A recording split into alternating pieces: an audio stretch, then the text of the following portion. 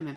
أستاذ دكتور مجدي بدران، عضو الجمعية المصرية للحساسية والمناعة، التدخين وآثاره الضارة على الجهاز المناعي للجسم كما حضرتك ذكرت. هو شوف حضرتك، التدخين طبعا يضر الجهاز المناعي، بحيث ان هو اول حاجه ان هو بيقلل من كفاءه خلايا المناعه، يقلل من المناعة المخاطية، يؤدي إلى فقدان الأهداب وشلل الأهداب. والأهداب هي الحارس الديدبان الذي يحرس الخلايا المبطنة للتجاويف الجهاز الهضمي والجهاز التنفسي والجهاز التناسلي وقناة أوستاكيوس وقناة بين المبيض والرحم. كل القنوات دي، كل المجاري الهوائية والتنفسية تحتاج إلى أهداب تنظف الأسطح وتطرد الميكروبات وتزيل الميكروبات وتزيل الأجسام الغريبة.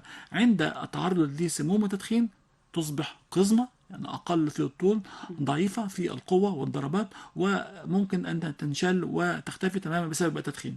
أيضا وجد أن التدخين يزيد من الشوارد الحرة. الشوارد الحرة وهي جزيئات ضارة تتراكم في الأنسجة حتى في المخ نفسه، وتؤدي إلى الإقلال من كفاءة هذا النسيج، سواء كان مخي يقل ذكائي ويقل تركيزي، سواء كان وعاء طلائي زي مثلا شريان. ممكن الشريان ده بسبب التدخين يتصلب شرايين وينسد ويحصل فيه جلطات.